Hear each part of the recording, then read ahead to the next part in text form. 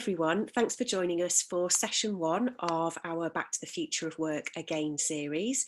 We did actually run this series of webinars last year after we'd come out of the first lockdown and never really thought that we'd still be in this situation 12 months on. So we thought, as lockdown 3 is hopefully now coming to an end, that it would be useful for employers and people managers to perhaps start thinking about how they move forward, and in particular in relation to their people and HR. I'm Jane Dunn, I'm Managing Director of Guardian Business Services, and I will introduce you to the rest of the team shortly. But first of all, I just wanted to explain, we use the term people manager, and that really refers to anybody who manages people. So it could be that you're a business owner, obviously you employ people. You could be an HR professional, so you do get involved in people issues from time to time. And of course, we're talking about line managers who have immediate line responsibility for people. So that's who this seminar is aimed at. And yeah, you're our VIPs today. We want to really help and support you through this challenging time. So as I say, hopefully you'll find it really useful. Okay, so what's in store for you today then? So as I just said, I will briefly introduce you to the rest of the team. Not personally, they're not here with me, but I will let you know who they are. We also have a Facebook group, Back to the Future of Work. So if you haven't already joined, I'll give you a little glimpse of that so you can go ahead and join and get conversing with everybody else. We also thought it'd be useful to give you a furlough update. Obviously, there has been the recent extension to the furlough scheme, so we thought we'd just get you up to date with that if you're not already. We'll also give you an outline of the series that we've got coming up in this session and sessions 2 and 3. And we will also consider some HR lessons that we've taken from lockdown, because although it's been extremely challenging, there have been some learnings, I think, for lots of us. So we'll try and look at the positives that have come out of it as well. And then we'll move into the main part of the webinar, which is defining or redefining where you are now compared to where you want to be as you come out of lockdown and we hopefully, start the post-pandemic recovery. So that's what we've got coming up. Okay, so this is the Guardian team. That's me on the left. As you can see, I've gone a lot more grey. I think that's probably homeschooling that's done that, but there we go.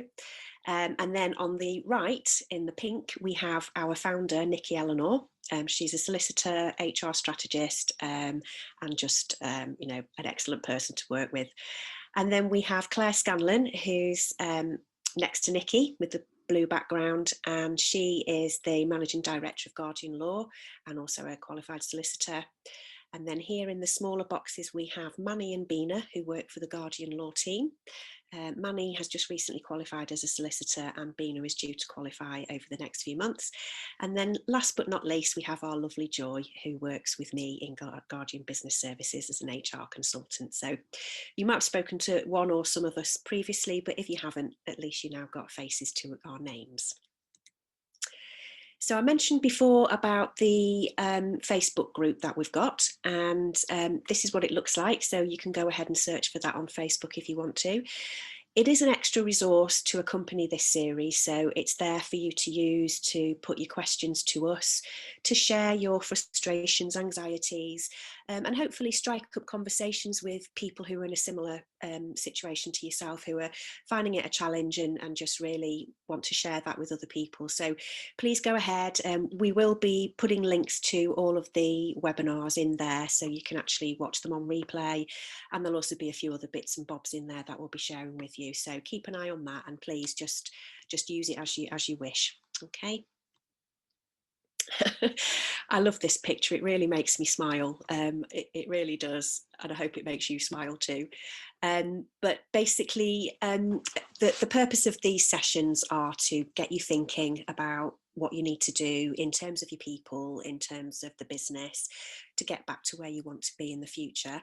But at the end of all that, we're not just going to leave you hanging. If you really you've come up with a big long list of things that you need to do, and then you're thinking, well, how do I do it? We are, going to be available. There's a product that we're launching very soon called the Workable Plan, where we can actually work with you to get all of those actions ticked off and your HR in a better place. So with the Workable Plan, the benefits are that you get to work with us to create your people strategy. It will also help you gain clarity on what does actually need to be done, perhaps those things that you've been putting off. We can help you get the clarity on that, and also get you motivated to keep you on track to make sure that those actions are being ticked off your to-do list. And also it will give you confidence to, as we like to say, to sort your shizzle out. So those things that you've been putting off for far too long, we can help you really gain the confidence in knowing how to address them. So we have actually got a little competition going on, and it's all related to the Facebook group. So there's another benefit for you to go and join, and we'll be looking at how people are engaged in the series of the webinars. If you're asking questions, if you're making comments, we will be watching and monitoring. And if we feel that there's one person in particular who's been really engaged in all of this, you get the chance to win the ultimate back to work package, the Workable Plan. It's actually worth £1,000. So, gosh, I sound like I'm on This Morning trying to do the morning quiz, but it is worth £1,000, and so it's well worth it, and it's a really good opportunity to help you get your HR back on track. Okay, so enough about that. Oh, sorry, missed my arrow. Okay, so on to the more dry stuff, the legal bit. As I said before, the furlough scheme has been extended until September, which I'm sure you're all aware of. And it pretty much runs the same as it has before for the next couple of months. So the government will continue to pay 80% of your employees' wages, up to the cap of 2,500 for any hours not worked. And remember, you do have flexible furlough available to you as an opportunity. If your business isn't back up and running fully, you can actually get people to work some of the hours, not all of their hours of the contract. At the moment, employers only have to pay pension and NI contributions. And I say only because I know it is a cost to the business, and some people are sort of struggling to keep up with that. But that's your obligation to do that. And then from July, you will have to start paying 10% towards any hours not worked. And then from August and September, this will increase to 20%. So obviously the costs will go up over the next few months. I think furlough has been a brilliant thing for lots of people, lots of businesses and employees, obviously, particularly in those industries that have had to completely shut down, maybe for the whole year or certainly chunks of the year. It's kept jobs open and taken a bit of pressure off employers in having to cover wage costs if they're really struggling. So I think for businesses that won't immediately return to normal over the next few months, it's a good thing that it's been extended. But I do know that lots of people are sort of thinking, well, I know that my business isn't going to survive or isn't going to come out of lockdown as it was before, and I'm certainly going to be making some redundancies, unfortunately. But they feel under pressure to not make that decision right now because furlough is available. People are looking to them to just keep them on furlough. But obviously you're having to pay the pension and the NI, and then obviously you will have to start contributing to the pay. So it's a difficult one, really, because I think people are kind of burying their heads in the sand a little bit. And what we would say is, if you know that you are going to have to make redundancies, don't delay it, don't put it off. It's probably giving you sleepless nights already anyway. So if you've got those really difficult decisions to make, don't wait until September to do something about it. The other question as well that we hear a lot about is, who's going to pay for all of this? It's been a massively generous scheme. And well done to the government for pulling it together so quickly, but there is a concern, generations to come are probably going to be paying for this, but it is what it is, and it's served a purpose, that's for sure. Okay. And because we're kind and generous people at Guardian, we have actually got a guide, a People Manager's Guide to Flexible Furlough, which our lovely legal team prepared last year when Flexible Furlough was announced. And there's lots of practical advice and guidance in there. If flexible furlough isn't something that you've used before and you might want to, then there's lots of useful information in there. And what we'll do is we'll put the link in the Facebook group, so you can download that if you want to. Okay, so the circle of life. We refer to the employment life cycle, and I'm sure you've heard of it before. It just basically explains the relationship between employer and employee. Well, even before employment starts, it starts from recruitment, and it manages right through to the end of the relationship. And what we've done is we've broken it down into different segments. We've got the defining section, which is what we're talking about today. And that's really, where are we now? How do we want to do HR? And what do we need to do to get to where we need to be? We've then got performing and managing, and we're actually going to be looking at those two segments together in session 2. So I'll go into more detail about that, but that's basically all about the actual relationship itself whilst people are in your employment.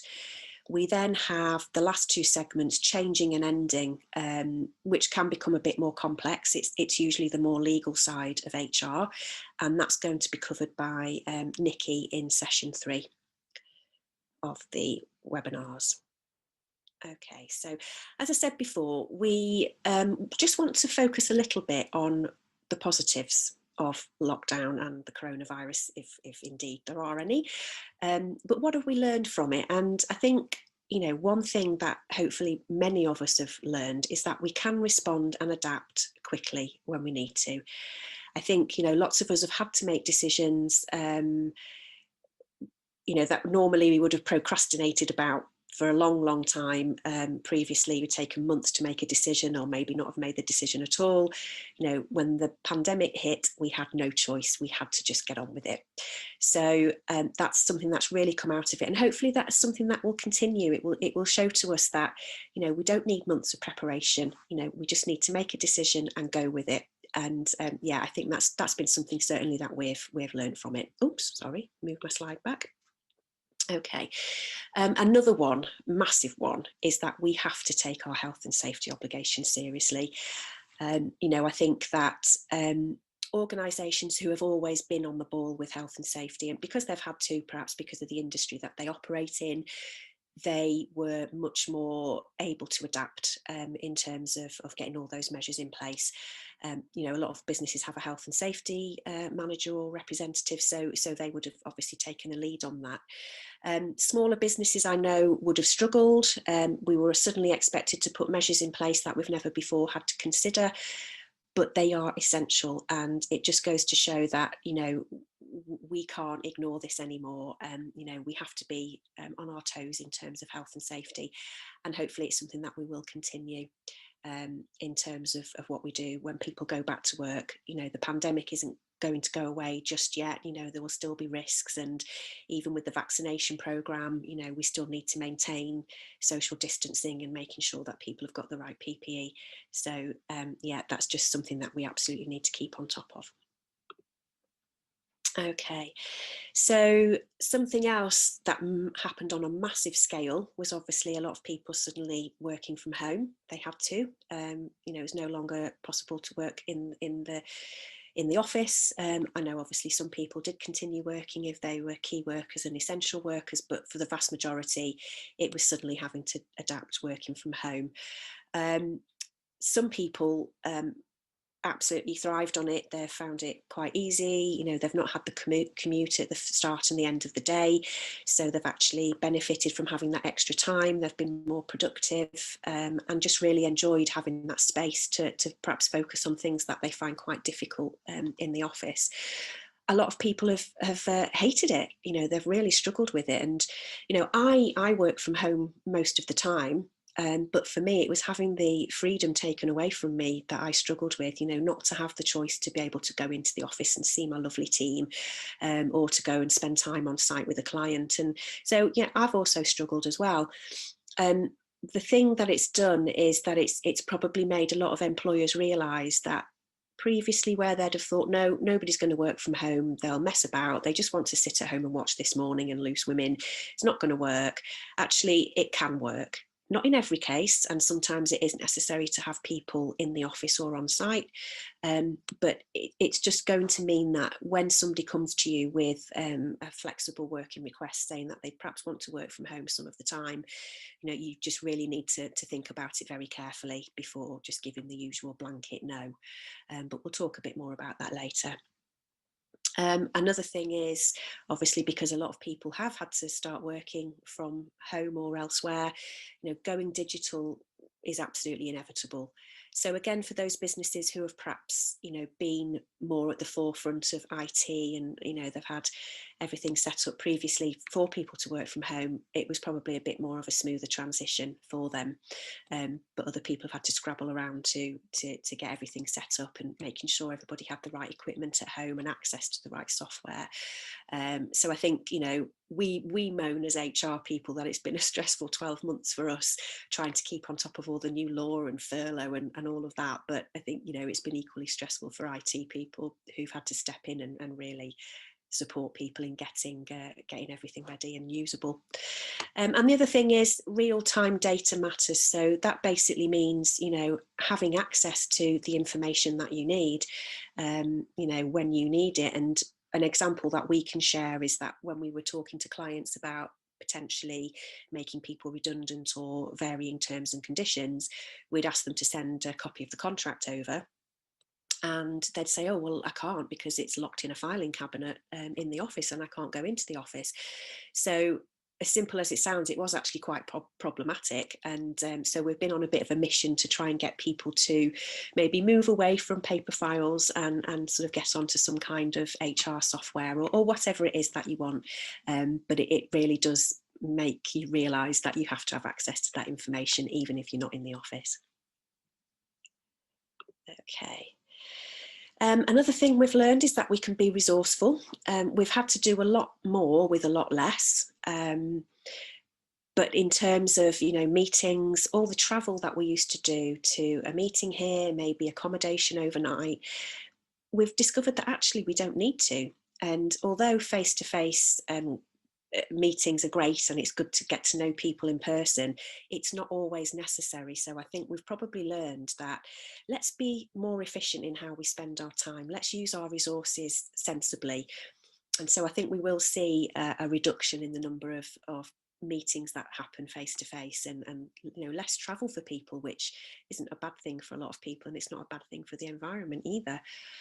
Having just said that, humans do need meaningful connection. And as I said before, I really missed the opportunity to be able to go into the office and see my lovely ladies in the Guardian team. And although we tried our best to keep the interaction and we did our quizzes and we had regular meetings, it wasn't quite the same.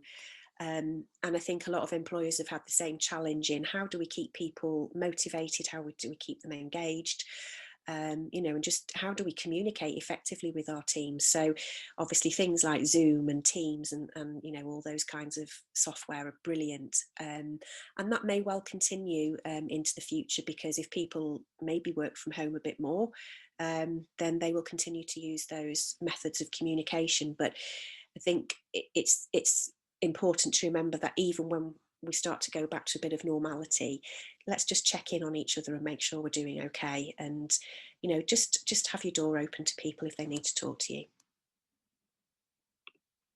Okay, so I think we're coming to the end of our learnings from lockdown now.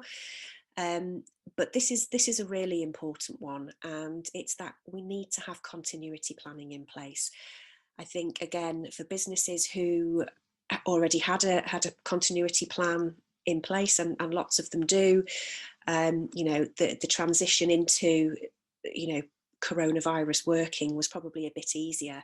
They perhaps had the IT set up for people to work from home. They perhaps had the information that they needed to share immediately with their staff, whereas other people, it was just complete chaos and panic. How do we do this? What do we do? How do we manage it? So I think hopefully everybody now has found a way through and we're all coming out of it the other side. But I would say, God forbid, we'll never have another pandemic. We don't know, it may well happen. But there are other catastrophes that can happen to business, such as, you know, a fire might affect your building, flooding, IT issues. So it's really important to just think ahead. You know, if we had to suddenly stop because something's happened, how do we best protect our business so it's not, you know, the interruption isn't too big and we can carry on doing what we do as quickly as we can. And lots of people have put teams in place to sort of oversee that and look at the various different aspects of continuity planning. And then another one here is that leaders have to be unified in what they're doing. You know, we did have some conversations with people who are saying, you know, the senior leadership team just aren't working together. They all want to do different things. They're not communicating with the staff. And that's problematic because in situations like this, your teams are looking to you as the leadership team to drive them through this and get them through this. And if you're all rowing in different directions, then that really will not give anybody any confidence, and you're not going to be able to make decisions effectively. So I think, again, businesses who have a strong senior leadership team who work together, who, you know, collaborate and compromise with each other, will come out of this really, really well. Whereas those who have struggled with their, you know, senior leadership relationships will probably, you know, not come out of it as well as others. And it could be that if you're a senior leader or a business owner, you might need to start thinking about, do I have the right people in place? Do the current team serve the business well enough? And, you know, maybe start to think about making some changes at that level. Okay, so what we just want you to do is think about, you know, where were we supposed to be this time last year before the pandemic struck us? Where did we think we'd be in 12 months' time? And I'd say that the best place for you to look to see how you are on track is your pre-lockdown business plan. What was it that you wanted to achieve? What were your objectives? Were you planning to move into new products, new services? If so, where did you hope that would take you? And obviously everybody's plans were disrupted, some more than others. And that's the thing we have to recognise, is that, you know, different businesses will be in completely different places. There are some businesses that have done really well and have benefited from some of the opportunities that the pandemic have brought them, but there are also others who have just completely had to shut down. So, you know, not everybody is going to be significantly worse off. Some will be significantly better. Others will be somewhere in between. But just have a think about, you know, where you think your business currently stands, and you know, that's where you need to start, is with the business plan. Look at what it is you wanted to achieve, and did we manage to achieve some of it, all of it, or none of it? Okay, so how do we get back on track? And as I've just said, you know, the starting point is always your business plan. If you don't have access to one, then if you're not involved in creating the business plan, go and talk to your leaders and ask them, you know, how do we compare to where we wanted to be? How are we doing against the business plan?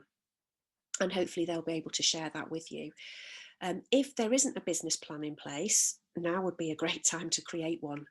Never more, you know, never than before is now a time to sit down and think, okay, you know, let's look at the reality of where we are and what do we need to do to drive the business forward.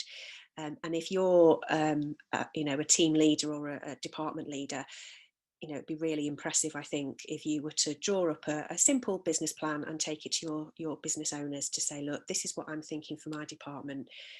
Is this helpful? Will this help the business move forward? It doesn't have to be fancy. It doesn't have to be sophisticated. I've seen business plans that are pages and pages long, and actually you can boil it down to maybe two sheets or maybe even less. Doesn't need to be super fancy or complicated or use big words. Just basically be clear in your mind what it is that you need to achieve and what you hope to get from that.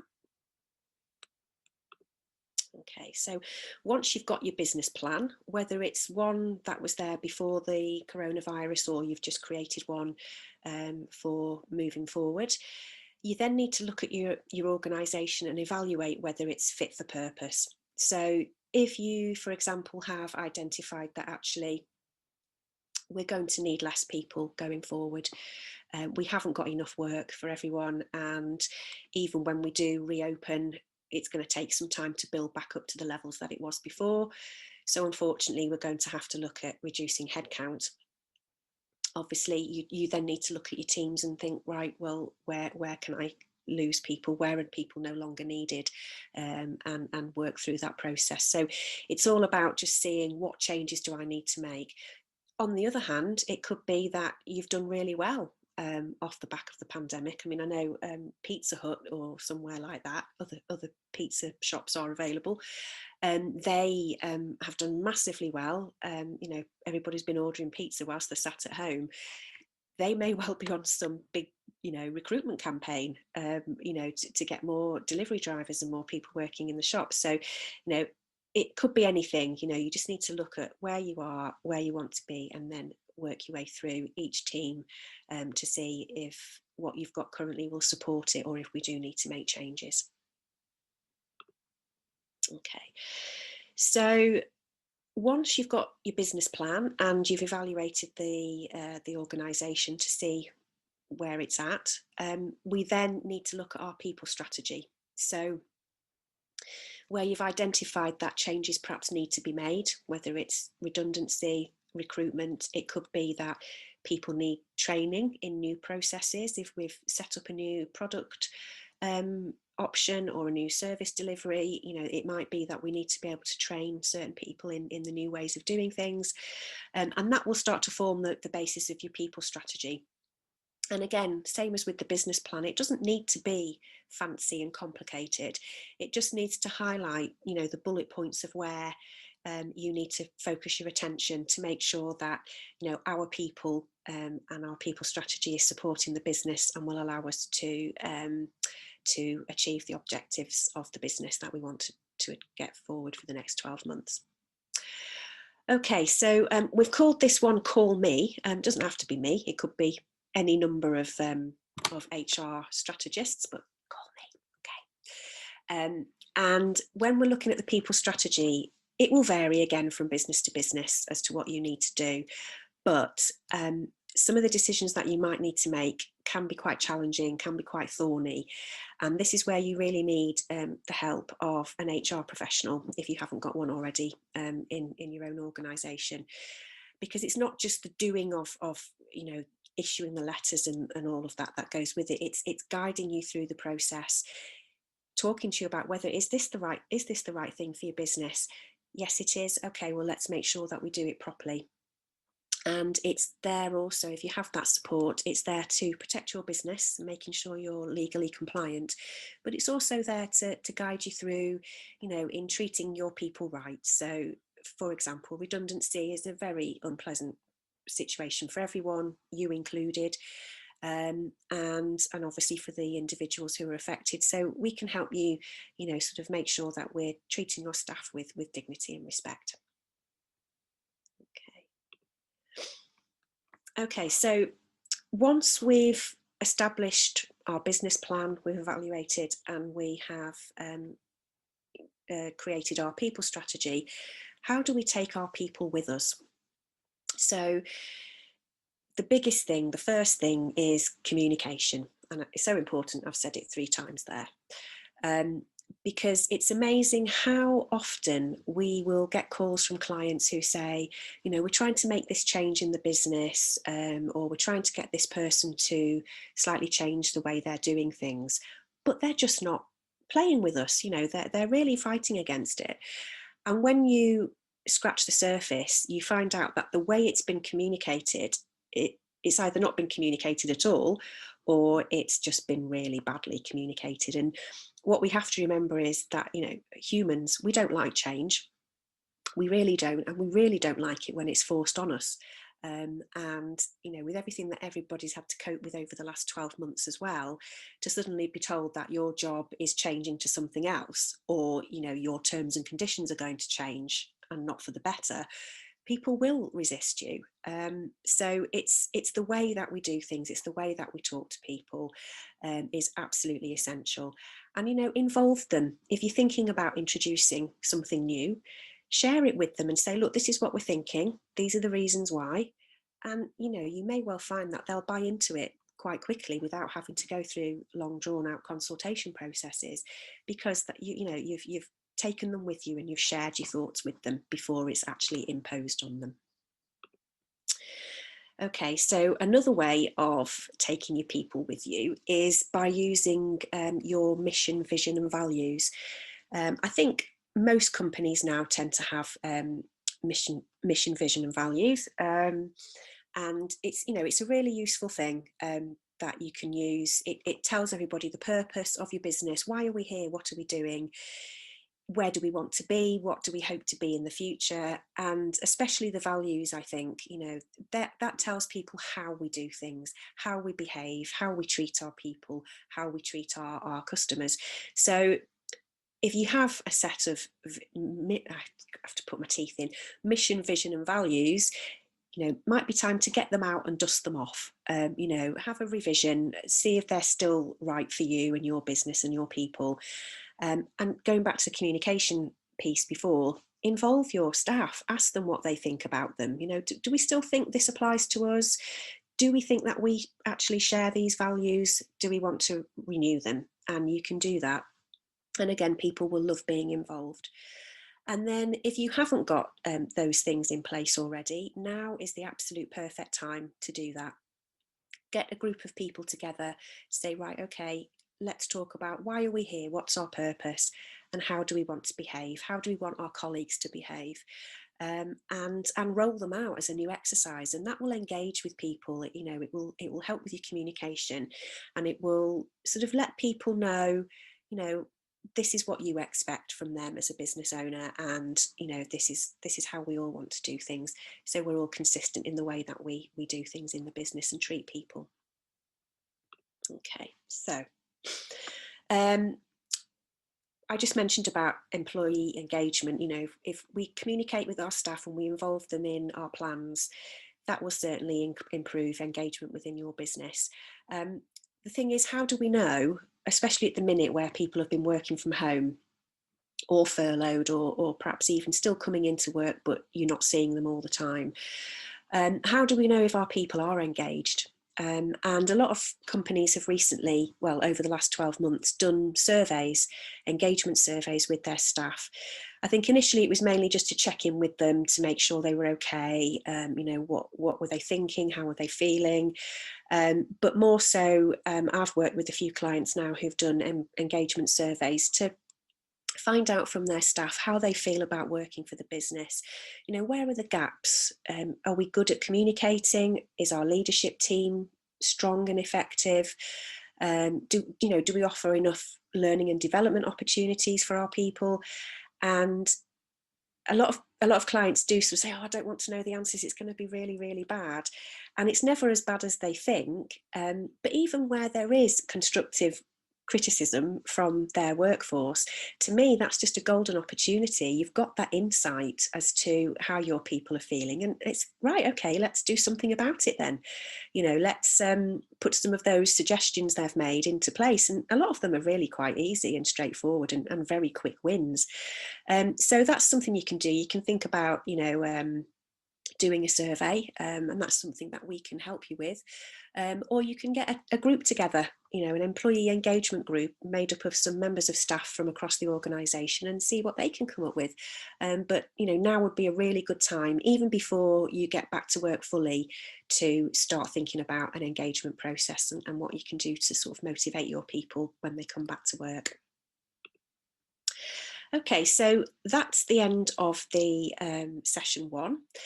I did mean to say to you actually at the beginning, we have decided to do something a bit different on this occasion. We normally do the webinars live, and you can obviously ask your questions during the webinar itself. But we've decided to record them this time. Various reasons why, but we just thought we'd give it a try as something new. So I actually recorded this a few days ago, but we would still like you to ask questions and become engaged, and you know, there might be things that I've said that you want further explanation of, or you've got a particular question. So what we want to do is guide you to the Back to the Future of Work Facebook group. So that's another reason to join it.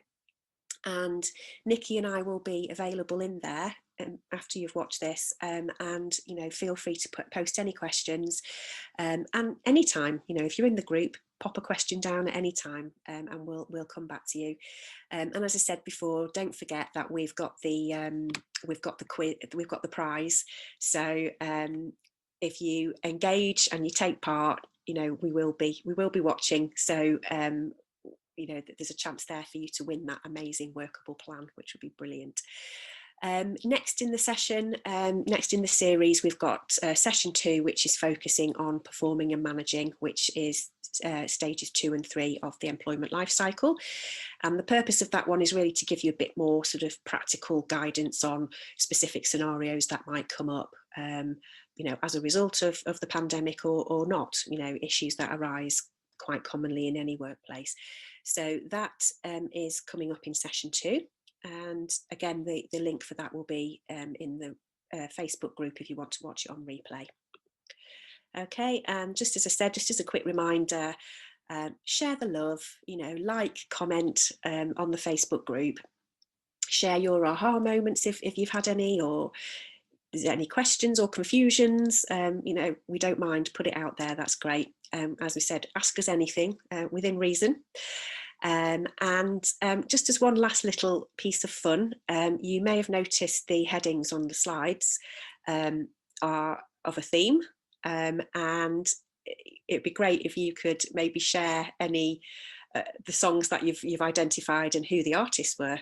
Might get a little extra prize, who knows. But that's it from me for now. So as I say, sorry, I'll take that back. You don't want to look at a black screen. We would love to see you in the Facebook group, and hopefully you'll see us for session 2. Thanks for joining us. Thanks for your time. Take care.